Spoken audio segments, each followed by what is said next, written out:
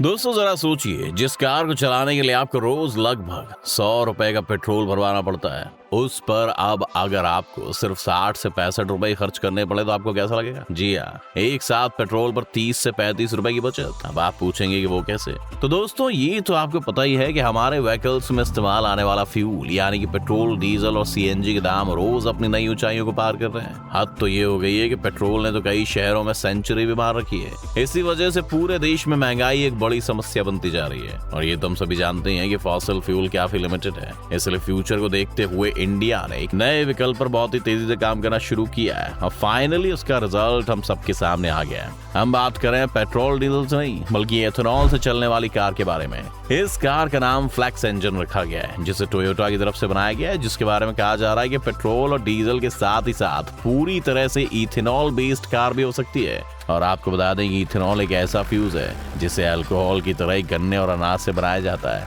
यानी कि इसकी कोई लिमिट नहीं है और ये इथेनॉल पेट्रोल और डीजल से काफी हद तक सस्ता भी है। और क्या है ये कार और कैसे चलेगी इथेनॉल पर, आइए जानते हैं। सबसे पहले तो यही समझते हैं कि आखिर कैसे हम इस फ्लेक्स इंजन कार से प्रति लीटर 30 से 35 रुपए की बचत कर पाएंगे। तो आपको बता दें कि भारत में भी पेट्रोल की कीमत 100 रुपए प्रति लीटर या उससे ज्यादा है। वहीं केंद्रीय मंत्री नितिन गडकरी के अनुसार इस इथेनॉल की कीमत मार्केट में 60 से 62 रुपए प्रति लीटर होगी। अब अगर इसे पेट्रोल से कंपेयर करें तो इसके इस्तेमाल से लोग प्रति लीटर 30 से 35 रुपए की बचत कर पाएंगे। इसके साथ ही एक और जहां पैसों की बचत होगी, वहीं दूसरी ओर इससे प्रदूषण फैलाने वाले जीवाश्म ईंधन पर निर्भरता भी घटेगी और देश में प्रदूषण का स्तर कम करने में मदद मिलेगी। क्योंकि हम सबको पता है कि दुनिया की top 2 most polluted city Delhi और कोलकाता ही है। इसलिए अगर पैसे के साथ साथ एनवायरनमेंट की भी बचत होती है तो क्या बुरा है? फायदा तो आप समझ ही गए। अब आइए समझते हैं कि फ्लेक्स इंजन आखिर कौन सी बला है, यानी ये काम कैसे करता है। दोस्तों फ्लेक्स इंजन का मतलब समझें तो फ्लेक्स मतलब यहाँ पर फ्लेक्सिबिलिटी से,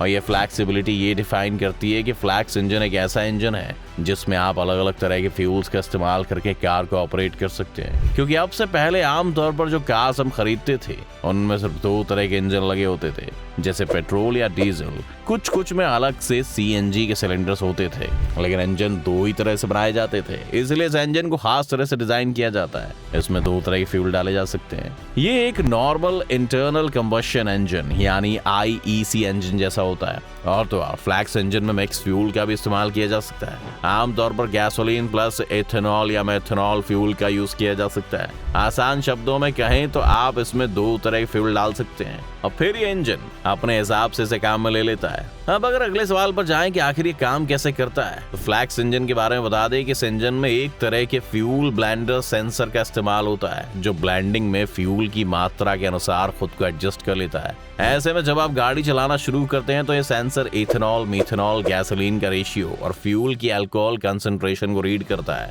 इसके बाद ये इलेक्ट्रॉनिक कंट्रोल मॉड्यूल को एक सिग्नल भेजता है और ये कंट्रोल मॉड्यूल तब अलग अलग फ्यूल की डिलीवरी को भी कंट्रोल करता है। अब आप सोच रहे होंगे कि आखिर ये दूसरी गाड़ियों से किस तरह अलग है, क्योंकि ऐसा भी तो अभी भी कई गाड़ियों में है जिसमें आप एक बार में सीएनजी या पेट्रोल से गाड़ी चला सकते हैं। लेकिन flex engine bi fuel engine वाली गाड़ियों से काफी डिफरेंट होते हैं। बाई फ्यूल इंजन में अलग अलग टैंक होते हैं, जबकि फ्लेक्स फ्यूल इंजन में आप एक ही टैंक में कई तरह के फ्यूल डाल सकते हैं। ये इंजन खास तरीके से डिजाइन किए जाते हैं। अब अगर ये समझें कि कौन कौन से फ्यूल का इस्तेमाल हम कर सकते हैं, तो दोस्तों फ्लेक्स इंजन वाली कार में एथेनॉल के साथ गैसोलीन का यूज भी हो सकता है और मेथेनॉल के साथ भी गैसोलीन का इस्तेमाल हो सकता है। इसमें इंजन अपने हिसाब से इसे डिजाइन कर लेता है। खैर अभी तो जो कार भारत में आई है इसमें एथेनॉल का इस्तेमाल होता है, लेकिन भारत से बाहर के देश जैसे ब्राजील, अमेरिका, कनाडा और यूरोप में ऐसी कार काफी चलती हैं जिसमें बाकी के मिक्स फ्यूल इस्तेमाल किए जाते हैं।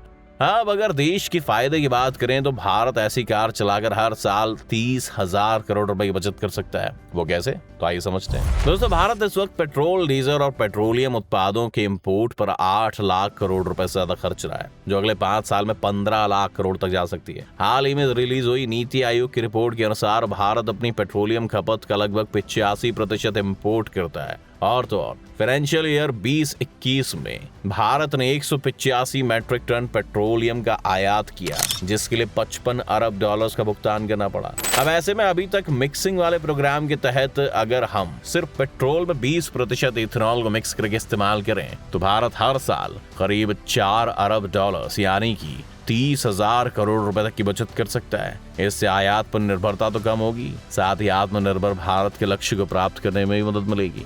इसके साथ ही फ्लैक्स इंजन कार जो 100% अल्कोहल पर चलने को तैयार है, उसके आने के बाद तो ये बचत और भी ज्यादा हो सकती है। खैर, अब तक तो हम कार और उसके इंजन और वर्किंग के बारे में समझ रहे थे, लेकिन अब इन सब के पीछे जो मेन कारण है वो है इथेनॉल। तो क्या है इथेनॉल और कैसे ये देश को बदलने वाला है, आइए ये भी जान लेते हैं। असल में इथेनॉल कुछ और नहीं बल्कि एक तरह का अल्कोहल है जिसे एज अ फ्यूल इस्तेमाल किया जाता है। चूंकि इसे बनाने के लिए ग्लूकोज की जरूरत होती है, जिसे तोड़कर इथेनॉल बनाया जाता है। क्योंकि गन्ने में ग्लूकोज की मात्रा बहुत ज्यादा होती है, इसलिए इथेनॉल को ज्यादातर गन्ने से ही बनाया जाता है। लेकिन इस समय चावल से भी इथेनॉल बनाने पर काम हो रहा है। आपको बता दें कि इथेनॉल से करीब 35% कम मोनोऑक्साइड निकलता है। ये कार्बन मोनोऑक्साइड और सल्फर डाइऑक्साइड से निकलने को भी कम करता है, और तो और इससे हाइड्रोकार्बन भी एनवायरनमेंट से कम निकलता है। इथेनॉल में करीब 35% ऑक्सीजन होता है, जिससे आसानी से कंबशन का प्रोसेस हो पाता है। इथेनॉल के साथ सबसे बड़ी बात ये भी है कि इथेनॉल का इस्तेमाल बढ़ेगा तो इससे किसानों को भी फायदा होगा, क्योंकि इथेनॉल गन्ने से बनता है। किसान जो लगातार अपने पेमेंट के लिए मिलों के चक्कर काटते थे, उनकी पेमेंट आने में बहुत देर लग जाती थी,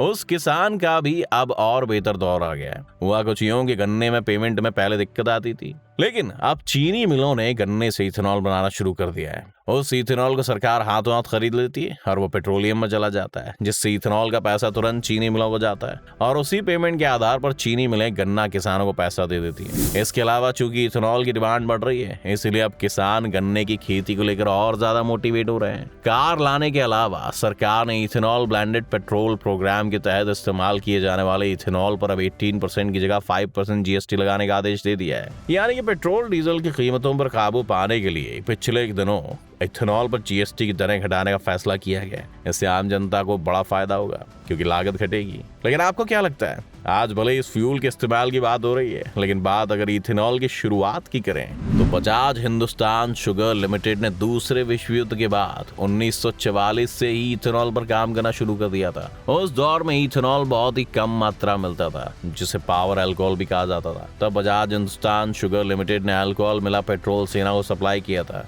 यानी इथेनॉल कितने काम की चीज है, इसका पता करीब 80 साल पहले ही चल गया था, और इसके इस्तेमाल पर भी काम शुरू हो गया था। लेकिन उसको पूरी तरह से शक्ल देने में बहुत देर हो गई। खैर, अभी सरकार ने न केवल गुड़ से बल्कि मक्का और चावल जैसे अनाज से भी इथेनॉल उत्पादन को बढ़ावा दिया है। इस साल सरकार ने इथेनॉल बनाने के लिए 78,000 टन FCI के चावल को भी अलग से तय किया है। इसमें से 4 राज्यों पंजाब, हरियाणा, बिहार और मध्य प्रदेश की 8 डिस्टिलरी ने FCI के 66,000 टन चावल के लिए एग्रीमेंट किया है, जिससे 3 करोड़ लीटर एथेनॉल का प्रोडक्शन किया जाएगा। हालांकि इथेनॉल उत्पादन में चावल का इस्तेमाल बहुत ही कम होगा। सरकार अनाज पर चलने वाली डिस्टिलरी के निर्माण को बढ़ावा दे रही है, ताकि शराब की डिस्टिलरी पर डिपेंडेंसी को कम किया जा सके। अब आप सोच रहे होंगे कि क्या ये सब महज एक कल्पना तो नहीं है। आपको बता दें कि भारत में इसकी शुरुआत हो चुकी है, और आज पुणे शहर में इथेनॉल के 3 स्टेशन हैं। पीएम मोदी द्वारा इस साल जून महीने में पुणे में 3 एथेनॉल डिस्पेंसिंग स्टेशन शुरू किया गया है। इसकी शुरुआत से पहले ही गडकरी द्वारा ऑटोमोबाइल क्षेत्र की कंपनियों से फ्लैक्स फ्यूल इंजन को लेकर अपील की गई थी। Whether it is on petrol or ethanol, it can be a flex engine. It will be really a great thing for the country.